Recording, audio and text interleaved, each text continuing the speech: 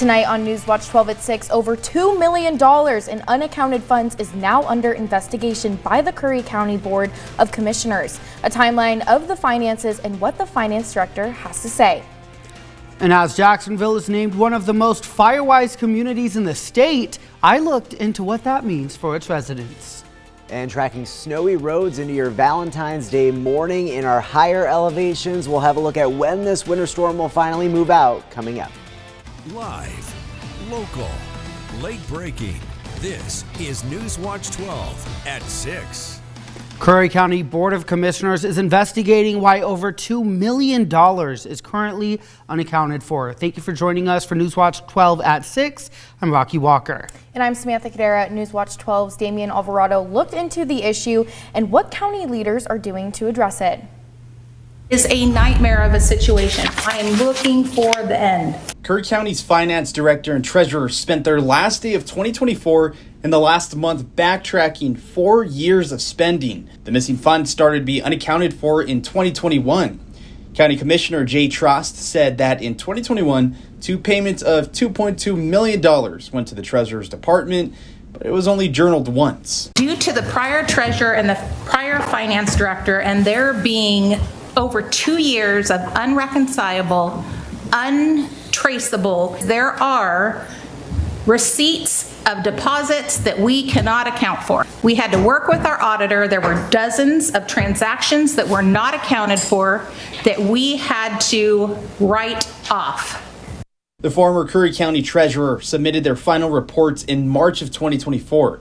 The new county treasurer was notified December 30th of this error by the U.S. Department of Treasury, asking where the additional funding went. Since the very end of last year, the county has been working to track the funds and reporting back to the U.S. Treasury Department. This was the first debrief, with more still to be done to balance the county's books. What part of our vision for the county is up here is to bring structure and policy back to the county. Reporting in Curry County, I'm Damian Alvarado. NewsWatch 12 is learning of a new development in the ONA strike against Providence. The Oregon Nurses Association released a statement saying their striking nurses received an email notice from Providence that their health care will be cut at the end of February. NewsWatch 12 reached out to Providence for a statement, who confirmed benefits for striking nurses will lapse on the 28th. Providence said in a statement that it has been clear since the beginning of the strike that care benefits for striking nurses would not continue indefinitely. This comes after ONA nurses voted to reject the tentative agreement with Providence.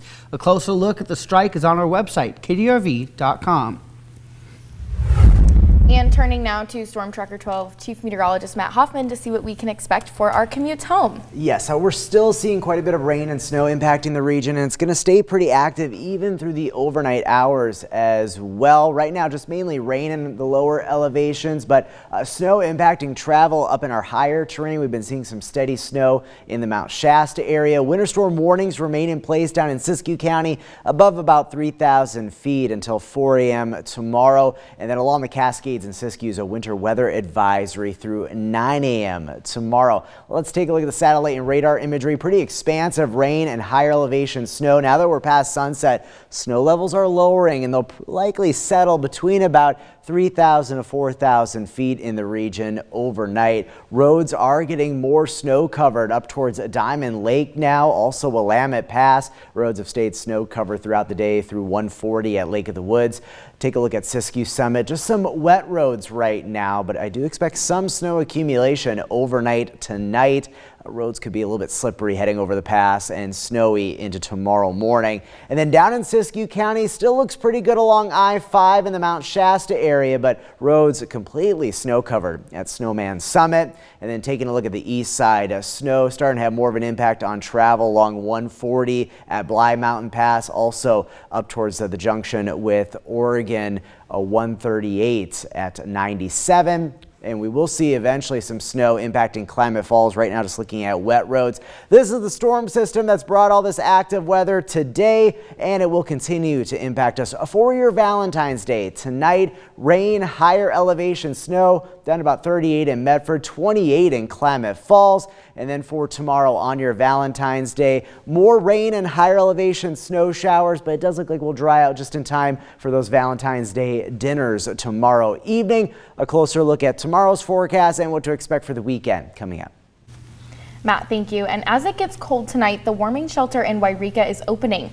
The shelter is at the Wairika Mount Zion Lutheran Church, and it's open from 6 p.m. to 6:30 a.m. tomorrow. And it will also be open those same hours tomorrow night. In Lakeview, the town's public works department says they will be out plowing snow today and tomorrow. They are asking the community to move any vehicles off the streets. They also remind residents that fire hydrants and sidewalks must be cleared by adjacent business owners as well as property owners, and homeowners should shovel snow from their driveways to the downstream side. More details on Lakeview's snow-related restrictions can be found on our website. And with increasingly destructive wildfire seasons in the country, many communities are adapting for it. And Oregon was ranked #2 in the nation for those sites. Yeah, I actually went to Jacksonville today to talk with them to see about that small town, but it has nearly 15% of all of the Firewise sites in our state. Here, take a look. Jackson County was ranked as the #4 county in the nation in Firewise communities, having 74 sites. And the town of Jacksonville, with just about 3,000 people, boasts 40 of those sites, more than half for the entire county. It's about 2/3 of the people who live here live in Firewise neighborhoods, which we are really, really proud of. And we're still working to get more people in neighborhoods. With them seeking to create an entire Firewise town. They say a big push came from the devastation of the Alameda fire. Hoping with this work, the community would be able to survive another big wildfire. You often see neighborhoods where you have one home standing and everything else burned down. And that's because that one home established home hardening and defensible techniques that are recommended by Firewise. While the work is done in the community, they say the city of Jacksonville and their fire department have allowed for the program to thrive. It needs to be a cooperative venture. We call it fire adopted communities. You need to work with the city, of course, because they have public works. They have people, there's a lot of city property within Jacksonville. And many praise Linda Davis herself, the Firewise coordinator for Jacksonville, increasing the amount of sites 5-fold in the city since she took on this volunteer position. I've been the Firewise coordinator. This will be my 5th year, and it started out with about 8 Firewise neighborhoods, and now we have 40. Reporting in Jacksonville, you need to have a community awareness and the community working together. I'm Rocky Walker. A Firewise community is one that is considered hardened against and prepared for wildfires. With the immediate zone around the home cleared from brush and debris, vents being covered by metal to keep embers from coming inside, and lots of other ways to keep your home safe. You can learn more on kdrv.com. And the Applegate Fire District is fundraising to send 2 firefighters to Seattle in less than a month to support the Leukemia and Lymphoma Society.